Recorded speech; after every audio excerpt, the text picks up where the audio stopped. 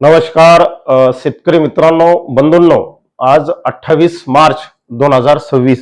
मी राजभाऊ उगले, भूगोल अभ्यासक, राहणार कोठाळा, तालुका अंबड, जिल्हा जालना. मित्रांनो, आज तुम्हाला फक्त दोन गोष्टीवर बोलणार आहे.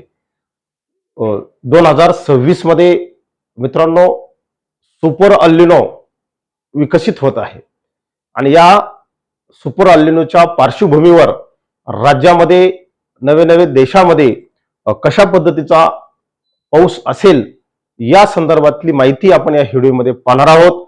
त्यामुळे मित्रांनो व्हिडिओ शेवटपर्यंत पहा, आपले मित्र परिवार यामध्ये जोडा.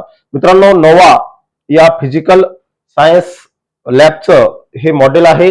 या मॉडेलच्या आधारे लेटेस्ट मॉडेल आहे, त्या आधारे आपण 2026चा अल्निनो समजून घेऊ. मित्रांनो, हे इक्वाटर आहे.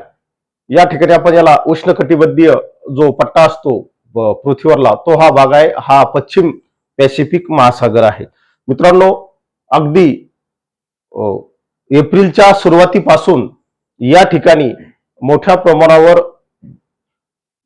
उबदार पाणी निर्माण होत आहे आणि उबदार पाणी निर्माण झाल्यामुळे समुद्र सपाटीचं जे पृष्ठभागाचं सी टेम्परेचर आहे हे उबदार बनत आहे. आणि मित्रांनो, लवकरच हे उबदार आणि बाष्पयुक्त पाणी हे पूर्वेकडे वाहणार आहे आणि लवकरच मित्रांनो अल्निनोची सुरुवात ही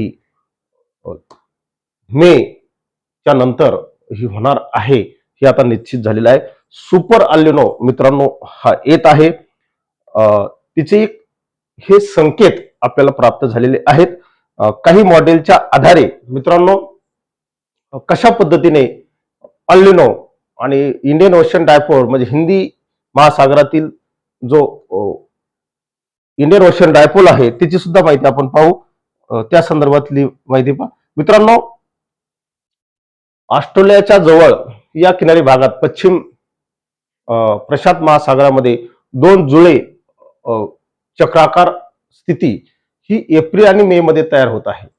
जेव्हा मित्रांनो ही स्थिती पश्चिमेकडे सरकेल आणि काही काळासाठी मित्रांनो ही इंडोनेशिया, जावा, सुमात्रा, थायलंड, श्रीलंका, अंदमान निकोबार आणि भारतीय दक्षिण द्वीपकल्प म्हणजे भारतातले जे दक्षिणेकडील राज्य आहेत या राज्यामध्ये मोठ्या प्रमाणावर पावसाच्या ऍक्टिव्हिटीज एप्रिल आणि मे मध्ये निर्माण करण्याची शक्यता आहे. ही प्रणाली नष्ट झाल्यानंतर पश्चिम वारे हे पूर्वेकडे वाहणार आहेत. त्याचे या ठिकाणी आपल्याला स्पष्ट संकेत मिळत आहेत. मित्रांनो, हे सी टेम्परेचर दर्शवणारं मॉडेल आहे. जवळपास 14 मॉडेलचं एकत्रीकरण आहे.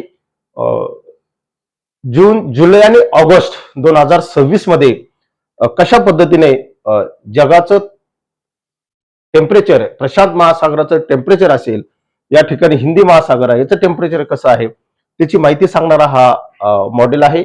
मित्रांनो, बऱ्यापैकी या ठिकाणी अल्निनोचा प्रभाव हा वाढत आहे.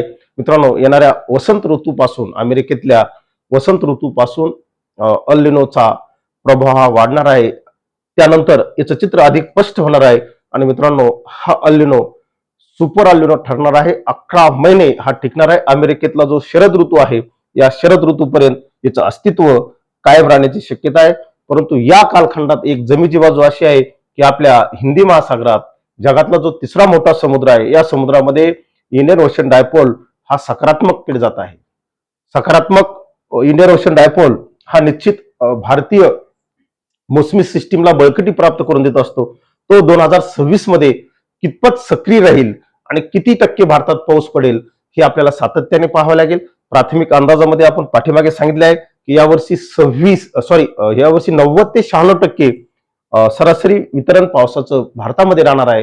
परंतु मित्रांनो, या वितरणामध्ये अतिशय असमतोल आणि अनिश्चितता असणार आहे. सर्वत्र आणि सर्वदूर सारखा पाऊस पडणार नाही, हे 2026च्या मान्सूनचं वैशिष्ट्य असणार आहे. 2026चा मान्सून मित्रांनो हा धीम्या गतीने येणार आहे, कमजोर असणार आहे. हे सुद्धा धोके आपल्याला महाराष्ट्राला ओळखावे लागतील. आणि मित्रांनो, महाराष्ट्र हा दुष्काळाच्या उंबरठ्यावर आहे, लक्षात घ्या. त्यामुळे आपण पाठीमागे व्हिडिओ दिला होता, पाणी आणि पैसा जपून वापरा. आणि मित्रांनो, आता तीच वेळ आपल्यावर येत आहे हे संपूर्ण जगातले मॉडेल हे तेच दाखवत आहेत. अगदी मित्रांनो, सप्टेंबर, ऑक्टोबर आणि नोव्हेंबर ची स्थिती दर्शवणारा हा नकाशा आहे.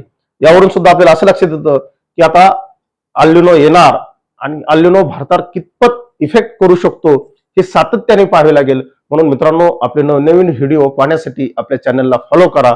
एवढंच या निमित्ताने सांगतो, थांबतो. जय हिंद, जय महाराष्ट्र. अधिक माहितीसाठी मित्रांनो IMD फॉलो करा. धन्यवाद.